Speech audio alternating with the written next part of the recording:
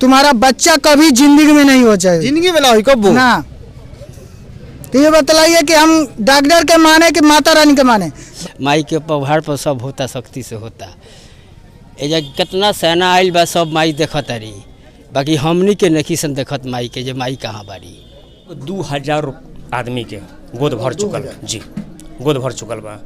जौन भी जड़ी उखाड़ के देवे के होला ओकरा के पैसा ना ली सब। जौन भी मादरचोद डॉक्टर हमरा के जवाब दे ले रहा थे ना, माता रानी के दरबार में आई नहीं, हमार एकदम कंफर्म हो गई। बच्चा रहेला 3 महीना 4 महीना 3 महीना के बाद चेक कर बाबा करे नहीं, 3 गो पत्ता मंगावल जाला, ओकरा से कहल जाला कि पत्ता के लेके अपना पेट पर रखी 10 मिनट खाती। देख सकता नहीं माता रानी के मंदिर बा, माता रानी के आशीर्वाद से ही हर एक प्रकार के समस्या दूर होता, हर कोई के समस्या दूर होता है। बाल बच्चा ना उतरला। शादी कितना साल हो गई? 9वां बरस चलता। कहाँ कहाँ कितना पैसा खर्चा कर चुकल? 3 लाख रुपया खर्चा कर दिल बनी। 3 लाख रुपया खर्चा कर दिल। जौन भी रहुआ मन में अगर जौन भी सोच के घर से चलल बन न, झूठ बात, माता रानी सच्चा यहाँ खोल देम कि का झूठ सोच के चलल बानी थे ना, ये हकीकत बाटे। हाँ सच्चाई बा, शक्ति बा, शक्ति बा, एकदम शक्ति बा। कैसे समस्या होके अब बतलाओ तनी, हम जौन भी मादरचोद डॉक्टर हमरा के जवाब दे ले रहा थे ना, माता रानी के दरबार में आई नहीं, हमार एकदम कंफर्म हो गई। हमार जौन चीज के कमी रहा, हमार कमी माने कुछ बढ़ोतरी हो गई माता रानी के कृपा से। तब माता रानी के नहीं माने कि वो डॉक्टर मादरचोद के माने। मैंने क्या जवाब दे रहा डॉक्टर? वो डॉक्टर कह दे रहा कि तुम्हारा बच्चा कभी जिंदगी में नहीं हो जाए, जिंदगी में ना हो कब ना। तो ये बतलाइए कि हम डॉक्टर के माने कि माता रानी के माने, भगवान के नहीं मानेंगे। दिव्य शक्ति भैया माता रानी। हाँ है, दिव्य शक्ति है।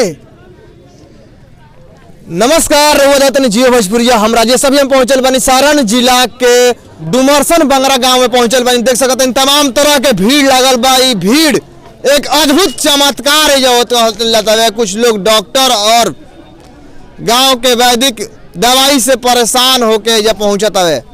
बहुत सारा लोग, हजारों की संख्या में भीड़ एजा लागल बा। सोमवार और शुक्रवार के एजा इलाज चलता है और निःशुल्क इलाज चलता, कोनो प्रकार के पैसा नहीं खे लागत। लेकिन एजा स्थानीय लोग जन बावे कहत हवे कि पान के पत्ता पर अल्ट्रासाउंड हो जाला, का सच्चाई बा? और भी कुछ लोग लगभग 15 से 20 साल से कुछ लोग परेशान रहा, अपन परेशानी डॉक्टर के समीप जाके दिखावत रहा, डॉक्टर के समीप नहीं के ठीक भइल, उ परेशानी एजक दूर भइल बा। अपने कहाँ से बनी चाचा? हम सिधवलिया से। सिधवलिया से बनी। डॉक्टर जहाँ जवाब देता, इलाज अपन नहीं करत, ओकरा बाद हाँ तो इसी में देख चैनल में देखने की, हाँ एजी के लोग आके कैंसर दूर हो गई बा, दुख दूर हो गया दुर्गा माई के कृपा से। तो वो देख के हम नहीं है, कल जाए वाला रहनी हम पटना, तो गाड़ी लेके आयल बन। डुमरसन बंगरा के जो मंदिर बावे, माता रानी के मंदिर बा, अद्भुत चमत्कार बा। माता रानी के आशीर्वाद से हर कोई के समस्या से निजात मिलता, हर कोई के समस्या या दूर होता है। कितना लोग तो डॉक्टर के पास जन गइल बा, नाराजगी जतावता, डॉक्टर से इलाज करावत हार जाता, लाखों लाख रुपया बीमारी में झोंक देता, फिर इस जगह पर आके माता रानी के आशीर्वाद से अपन रोग मुक्त हो जाता है। विश्वास बा? हमरा तो विश्वास है, विश्वास है। देखेला लोग कहता कि ना ऐसा नहीं हो सकत, काहे हमरा संगे भइल बा त काहे नहीं के विश्वास? हम विश्वास करके आई नहीं, हमरा दुगो भइल त काहे नहीं के विश्वास? दुगो लइका भइला स पति क्या करे नहीं? होटल बा हमार, होटल बा। अच्छा, माने रो विश्वास रो कहीं पता चलल त नहीं? हां, हमार दीदी बतैली त हम आई नहीं। लोग कहता कि अंधविश्वास भाई। सुनी, अब काहे लोग त कहीं भगवान के रो देख ले बनी ना, त काहे पूजा करते नहीं? जब नहीं देख ली तो पूजा काहे करते नहीं? अब हम मान के उनका जब देवता मान के पूजा तो नहीं, तो हम मान के आवत नहीं। हमरा पूरा हो जी तो विश्वास बजर, और नहीं के पूरा तो नहीं के विश्वास।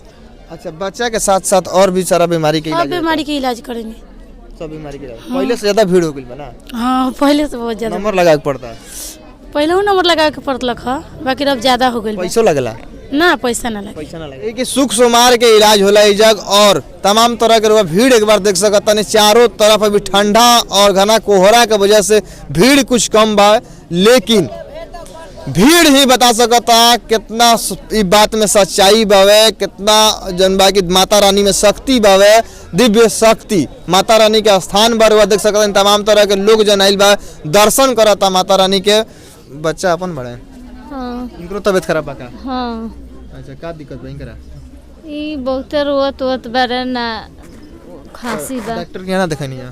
दिखा ले बने दोनों टाइम भाप मराता सुबह शाम।